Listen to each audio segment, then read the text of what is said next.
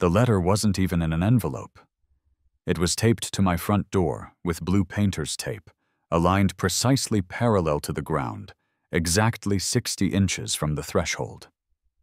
I know it was 60 inches because Linda, the president of the Oakwood Estates Homeowners Association, carries a laser measuring tape in her fanny pack.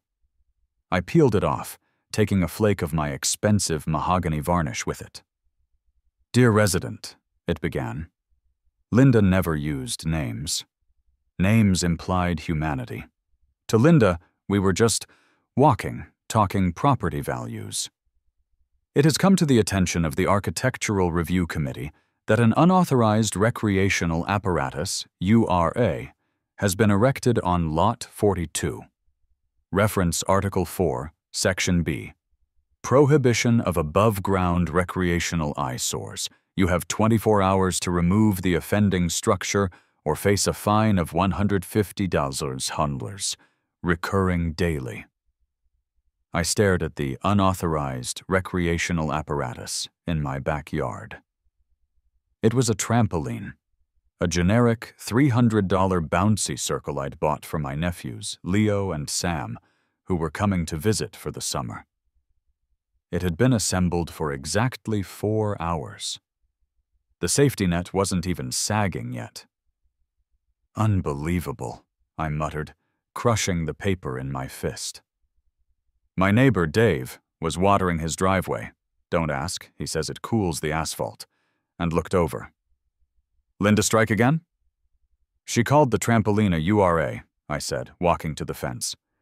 "Dave, the kids haven't even jumped on it yet. The springs are still tight. They still have that new factory smell of ozone and child labor."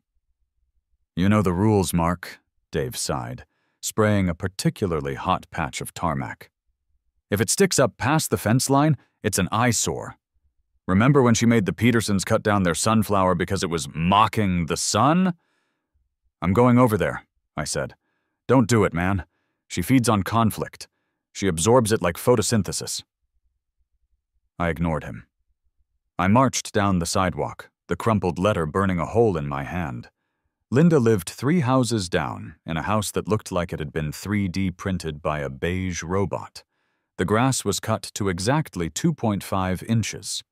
The flower beds were arranged by color spectrum. It was terrifying. I rang the doorbell. It played the first 4 notes of Beethoven's Fifth. Dun dun dun dun. Linda opened the door. She was wearing her signature look, a floral blouse that offered no camouflage in nature, khaki capris, and a visor. She held a clipboard. She always held a clipboard. I'm not sure she sleeps without it. "Mark," she said. She didn't look at my face. She looked at my shoes, checking for mud. "To what do I owe the pleasure? Did you receive the notification regarding the vertical violation on your premises?" "It's a trampoline, Linda," I said, trying to keep my voice level. "It's for my nephews. They're 6 and 8. They have energy that needs to be expelled, or they start dismantling electronics." "Article 4, Section B," Linda recited, not even checking the clipboard. "No above-ground recreational structures visible from the street or adjacent properties. It disrupts the visual continuity of the neighborhood. It creates a jagged horizon line." "A jagged horizon line?" I laughed, a desperate, high-pitched sound. "Linda, we live in Florida. The horizon is a flat line of humidity and strip malls. A trampoline isn't ruining the vista." "It is an eyesore," she said, her voice dropping to that condescending register usually reserved for toddlers and golden retrievers. "And it lowers property values. If we allow a trampoline, what's next? A rusty swing set? A car on blocks? A vegetable garden?" She shuddered at the word vegetable. "It's temporary," I pleaded. "Just for the summer." Linda clicked her pen. "The fine is $150. You have 20 hours left. Have a blessed day." She closed the door. I stood there, staring at the beige wood grain. I heard the deadbolt slide home, then the secondary deadbolt, then the chain. I walked back to my house. I looked at the trampoline. It looked innocent. Happy, even. I went inside, grabbed a beer from the fridge, and sat at my kitchen island. The anger wasn't hot anymore. It was cold. It was calculating. I opened my laptop and pulled up the neighborhood PDF, Oakwood Estates Covenants, Conditions, and Restrictions, CCNR. It was 412 pages long. I read, I drank, I read some more. Page 45, no flags other than the American flag. Page 112, mailboxes must be matte black, RAL color code, 9005. Page 200, garage doors must remain closed unless a vehicle is actively entering or exiting. My eyes were bleeding. It was 2:00 a.m. I was about to give up, to admit defeat and dismantle the trampoline, when I hit page 304. Article 9, Landscaping and Hardscape Improvements. Subsection C, Excavation and Subgrade Features. I leaned in. The blue light of the screen illuminated my grin. Modifications to the property that are entirely subgrade, below the natural ground level, are classified as hardscape landscape enhancements and are permitted, provided they do not interfere with public utility easements or drainage swales. Such features are considered private sanctuaries and fall outside the purview of visual continuity standards, as they are not visible from the street. I read it again. Entirely subgrade. Not visible from the street. I looked out the window at the trampoline. The problem wasn't the bouncing. The problem was the altitude. "Okay, Linda," I whispered to the empty kitchen. "You want visual continuity? I'll give you a hole in the ground so deep you can see the devil looking up." The next morning, I disassembled the trampoline. I left the metal tubes in a pile on the curb just so Linda could see them on her morning power walk. I watched from the blinds. She slowed down, nodded approvingly at the pile of defeat, and scribbled something on her clipboard. Probably a citation for improper debris stacking. By noon, I was in the office of Steve, the soil whisperer, Holloway. Steve was a landscape architect I found on Yelp with 4.5 stars and a review that said, "He understands that the earth wants to be moved." He worked out of a converted warehouse that smelled like drafting paper and espresso. He wore a black turtleneck and glasses with frames so thick they looked like safety goggles. "Let me get this straight," Steve said, looking at the crude drawing I'd made on a napkin. "You want to dig a pit?" "Not just a pit, Steve. A facility." "A facility," he repeated. "I want an Olympic-grade, FIG-standard gymnastics foam pit. I want tumbling runs. I want a vaulting lane. But I want it in the ground. The top of the foam needs to be flush with the grass. 0 elevation gain." Steve tapped his chin with a stylus. "This is for training." "Are you an Olympian, Mark? You look like you work in IT." "I'm in logistics," I corrected. "And no, it's for spite." Steve's eyes lit up. He leaned forward. "Spite! I love spite projects. My best work was a spite hedge maze in 2014. Tell me more." "The HOA banned my trampoline because it was above ground, so I want to go down, way down.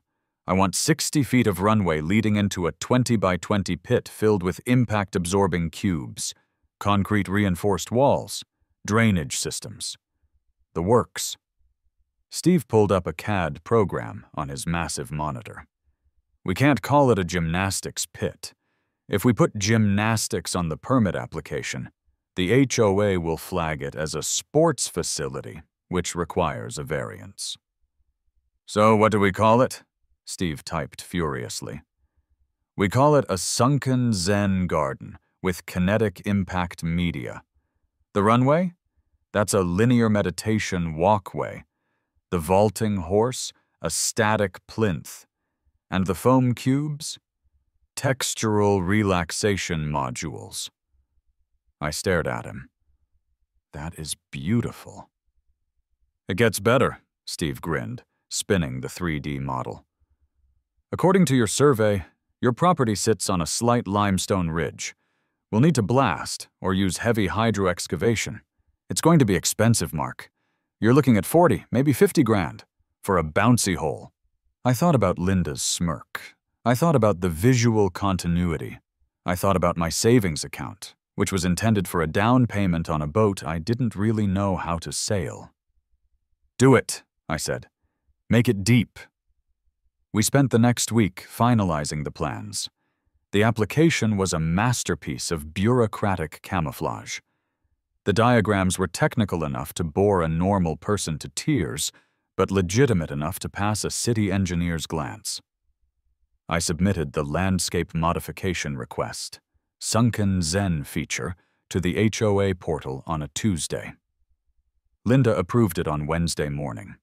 I assume she saw the words sunken and garden, and assumed I was digging a koi pond or planting some ferns.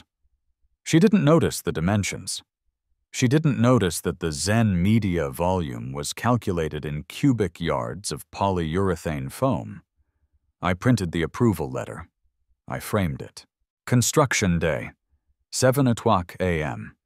The noise ordinance in Oakwood Estates allows for contractor activity starting at 7:00 a.m. sharp. At 6:59 a.m., the street was silent. A bird chirped.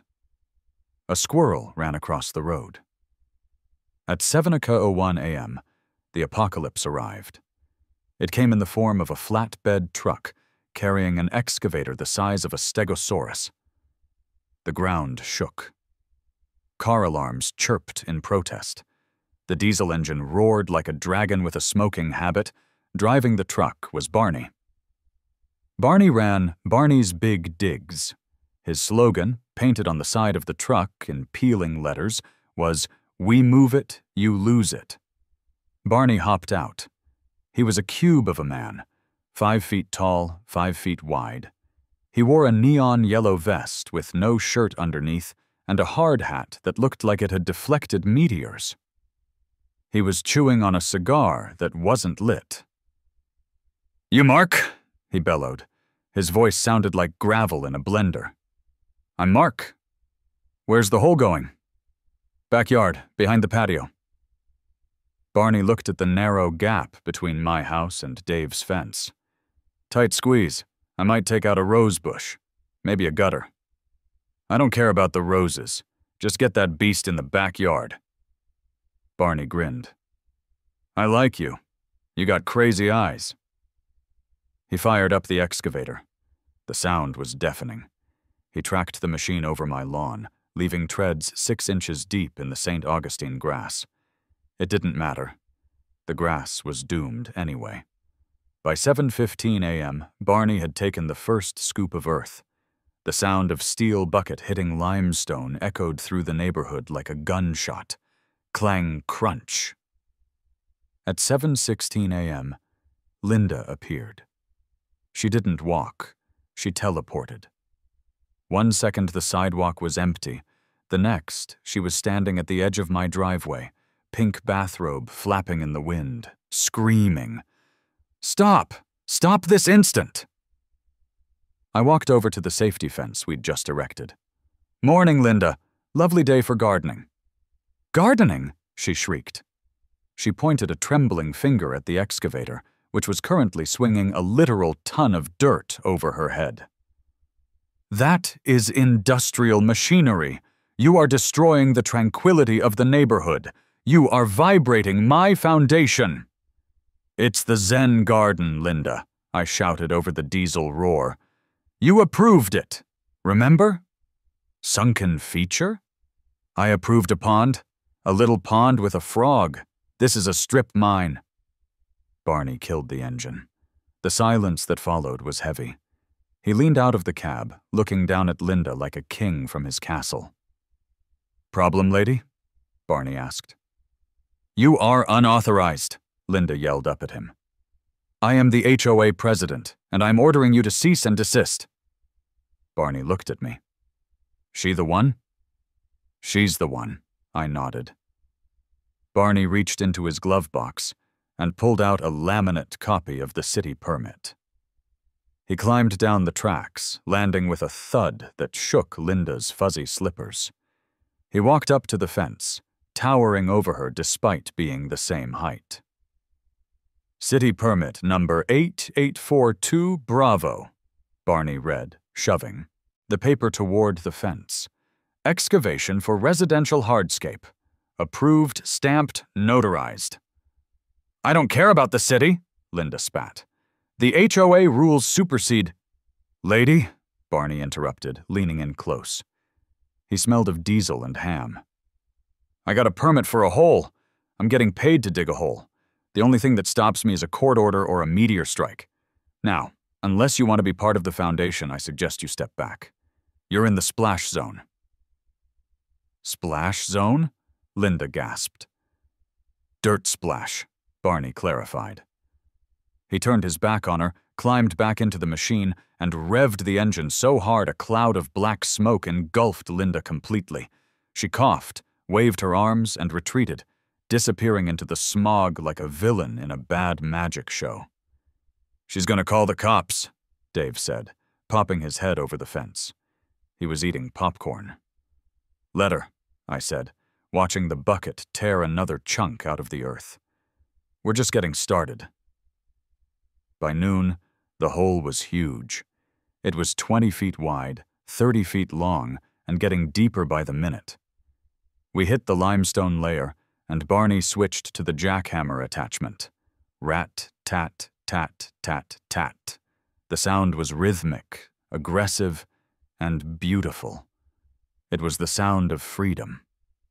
Hey, Mark, Barney yelled from the cab. You want the walls squared off or sloped? Squared, I yelled back. Reinforced concrete, FIG standards. You got it, boss. Hey, you know this lady is standing in her upstairs window with binoculars writing things down? I looked up at Linda's house. I could see the glint of lenses in the master bedroom window. Wave to her, Barney.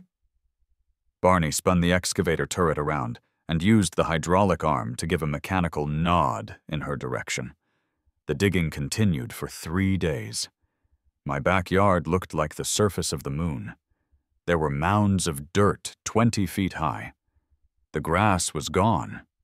The fence was leaning. It was glorious. On day 4, the cement trucks arrived. 3 of them.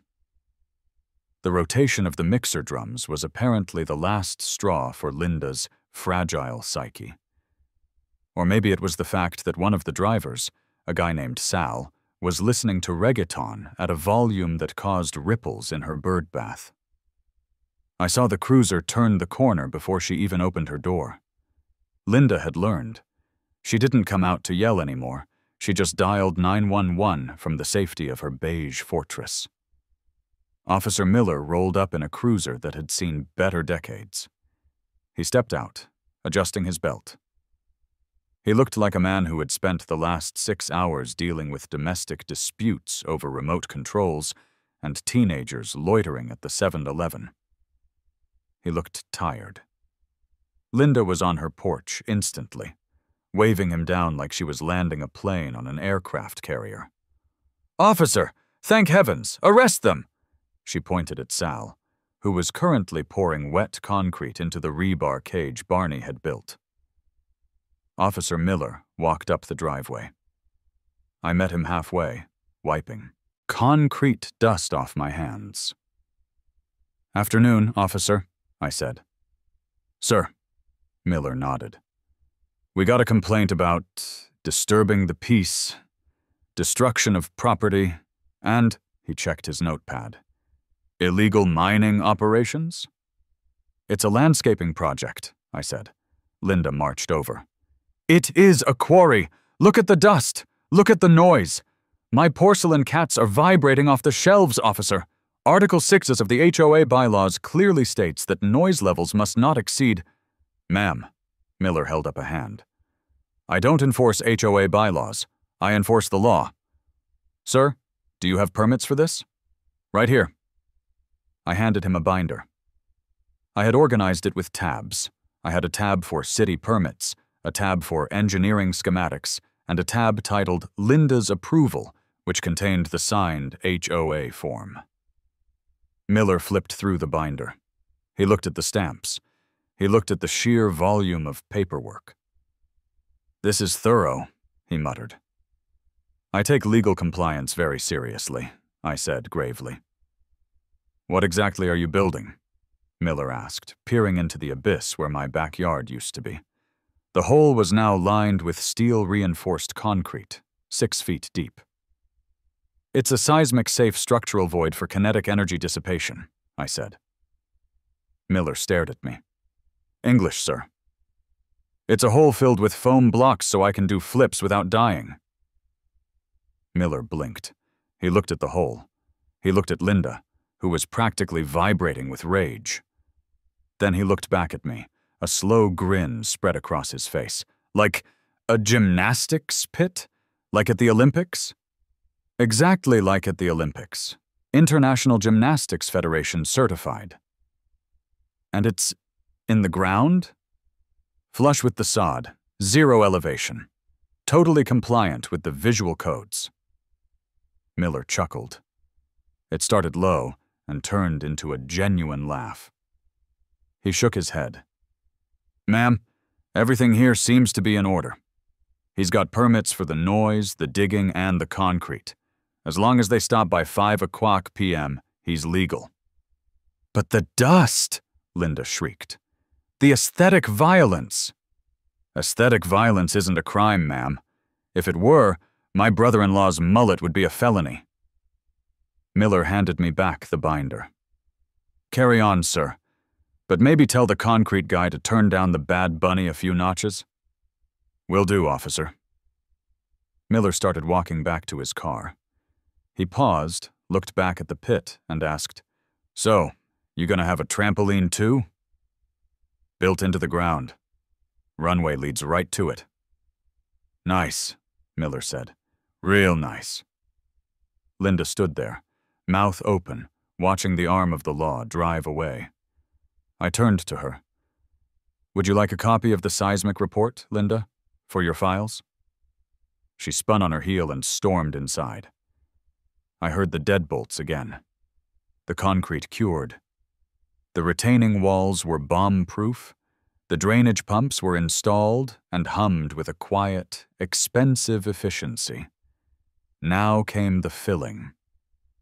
I needed foam. A lot of foam. Specifically, I needed 12,000 6-inch cubes of fire-retardant, open cells, polyurethane foam.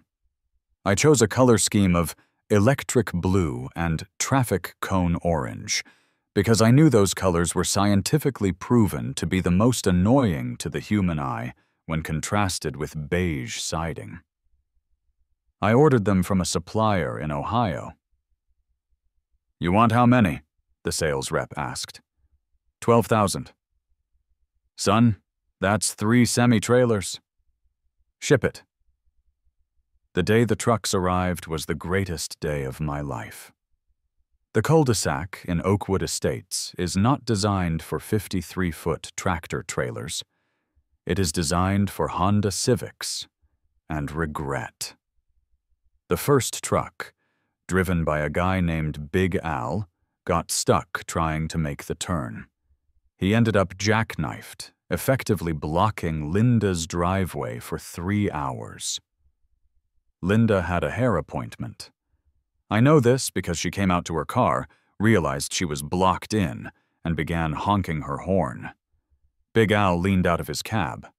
Honking won't make the truck shrink, lady. I walked out with my clipboard. Logistical issue, Linda.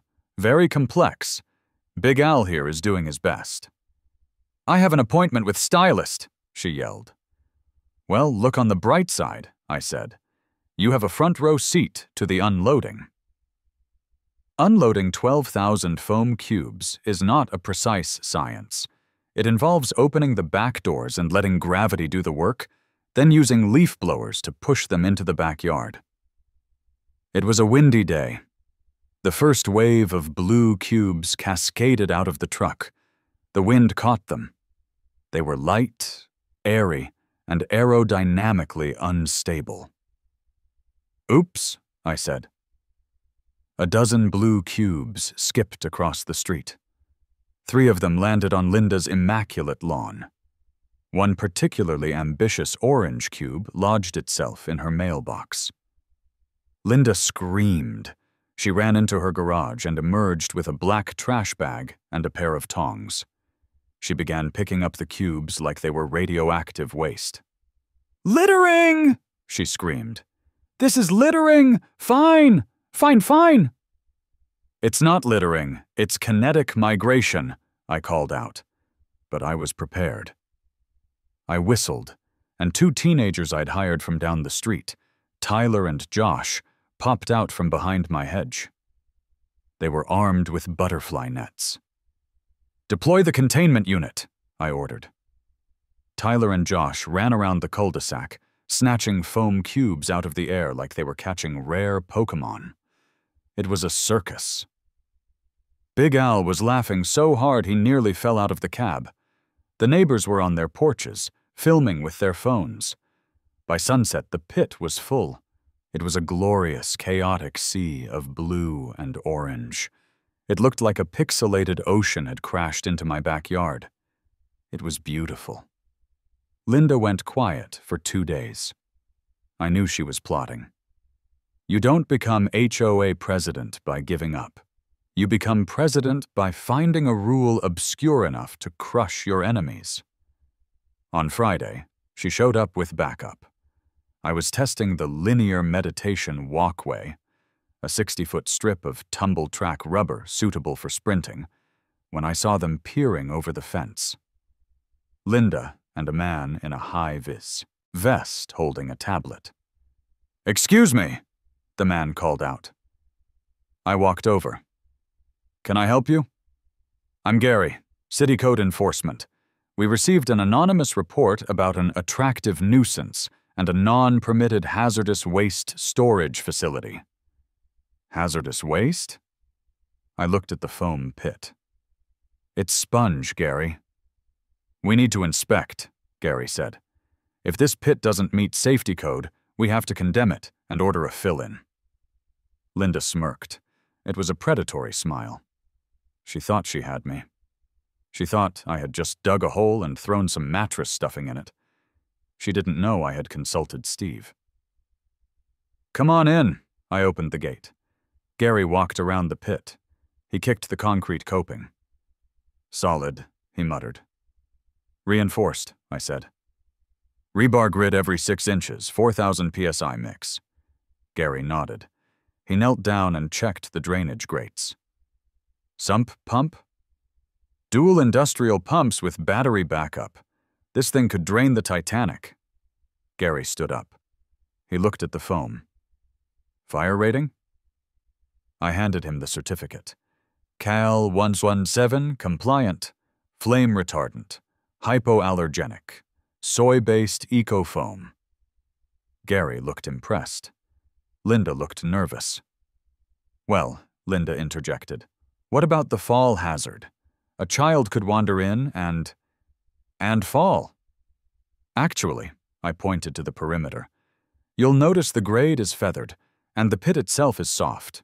If a kid falls in, they don't get hurt. They get comfortable.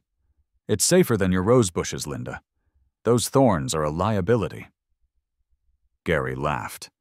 "He's got a point. This is basically a giant pillow." Linda was desperate. She scanned the yard. Her eyes locked onto the floodlights I had installed on poles at the corners of the yard. "The lights!" she pointed. "Light pollution. Article 7. No exterior lighting shall extend beyond the property line." "Ah," I smiled. "Excellent point." I pulled out a remote control. "These are stadium-grade LEDs, Linda, but I paid extra for the shrouded models." I clicked the button. Click. The lights slammed on. But instead of flooding the neighborhood, they cut sharp, geometric beams directly down into the pit. Not a single photon spilled over the fence. The pit glowed like a reactor core, but the rest of the yard was pitch black.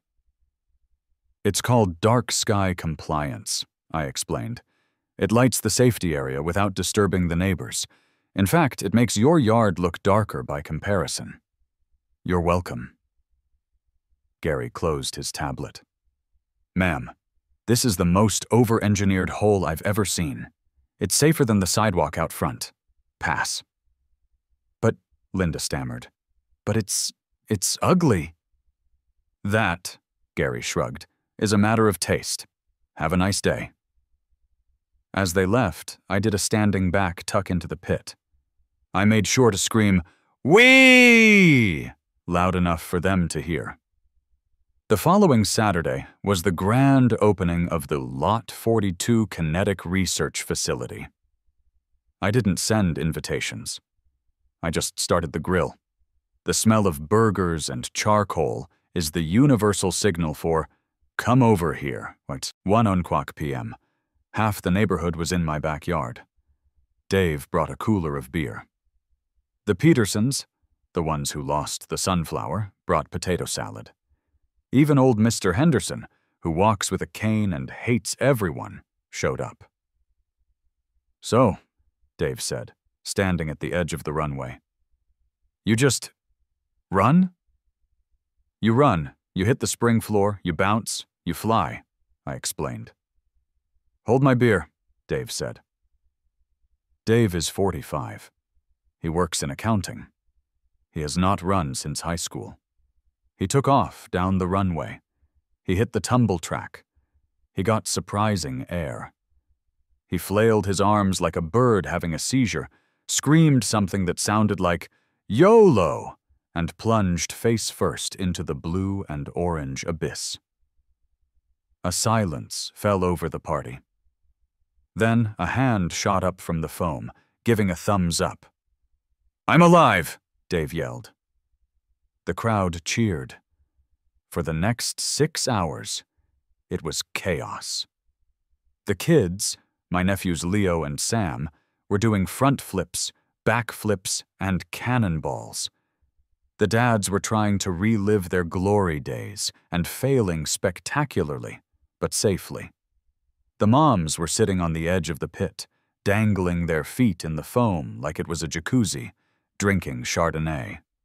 It was the most fun Oakwood Estates had seen since the great block party of '09. Around 4:00 p.m., I climbed up onto the static plinth, the vaulting horse, to survey my kingdom. I looked over the fence toward Linda's house. The blinds in her master bedroom were cracked open. Just a sliver. I knew she was there, watching, seething, listening to the joy, the laughter, the thump-thump whoosh of bodies hitting foam. I raised my burger in a silent toast. To visual continuity, I thought. Suddenly, a siren wailed. Everyone froze. The music stopped. A police car rolled up to the front of the house. It was Officer Miller again. Oh no, Dave whispered, climbing out of the pit with a blue foam cube stuck to his back. She did it. She called the SWAT team. I walked to the side gate to let Miller in. He walked into the backyard, hand on his belt. He looked at the crowd. He looked at the grill. He looked at the pit. Noise complaint, Miller said, his face stone cold. Is it too loud? I asked. Report says... Miller looked at his phone. Unruly mob engaging in cult-like rituals in a toxic waste dump. The crowd giggled nervously. Miller looked at the pit. He looked at the runway. He looked at me. Slowly he reached down and unbuckled his utility belt. He handed it to me. Hold this. Don't touch the taser. Officer? Miller took off his hat. He took off his shoes. I haven't done a round-off back handspring since the academy, Miller said, cracking his knuckles. He lined up at the start of the runway. He took a deep breath. He sprinted. The man moved with surprising grace for someone wearing polyester uniform pants. Thump, thump, boing. He hit the air, tucked, spun, and landed perfectly on his back in the center of the pit. The neighborhood went wild. People were clapping. Mr. Henderson banged his cane on the patio. Miller crawled out, retrieved his belt, and put his hat back on. Carry on, citizens. Keep the noise down just a hair. He winked at me and left. The monthly HOA meeting was held 2 weeks later in the community center, a room that smelled of floor wax and judgment. Usually, these meetings are attended by 5 people. Linda, the treasurer, the secretary, and 2 people who got lost looking for the bathroom. Tonight, it was standing room only. I walked in with Dave, Steve the architect, and Barney, who I invited just for intimidation factor. He wore a clean vest for the occasion. Linda sat at the head table. She looked pale. She hammered her gavel. Order! Order! She squeaked. First item on the agenda, proposed amendment to Article 9. She projected a slide on the wall. Amendment 44B, prohibition of soft media subgrade basins and excessive excavation. We need to close the loophole, Linda said, glaring at me. We cannot have people digging giant holes in our community. It is dangerous, it is unsightly, it is weird. Motion to vote, the treasurer said quickly. All in favor of banning the pits? Linda raised her hand. The treasurer raised his hand. All opposed? Every other hand in the room went up. 40 hands. Linda's eye twitched. Excuse me? You want the holes? Mrs. Higgins, a sweet old lady who usually only complains about squirrels, stood up. Actually, Linda, my grandkids went to Mark's house last weekend. They loved it. And I've been thinking, a sunken garden would be lovely for my hydrangeas. And I want a putting green, Mr. Henderson shouted. Subgrade, so the wind doesn't take the ball. I want a koi pond the size of a swimming pool, someone else yelled. The loophole stays, Dave shouted. Long live the pit! Linda looked at the sea of rebellion. She looked at her clipboard. For the first time in history, she had no rule to cite, no bylaw to save her. The people had tasted the forbidden fruit of excavation, and they liked it. The motion failed. Linda resigned 3 months later.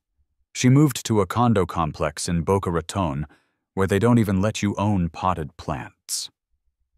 As for me, I'm sitting on the edge of the pit right now. It's sunset. The sky is purple, and the safety lights are casting a cool, defiant glow into the blue foam. The project cost me $48,000. My savings are gone. I will be driving my 2014 sedan until the wheels fall off. I ate ramen for 6 months to pay off the credit card bill for the foam. But yesterday, I saw a kid from 3 streets over riding his bike past my house. He stopped, looked at the pit, and whispered, "Whoa."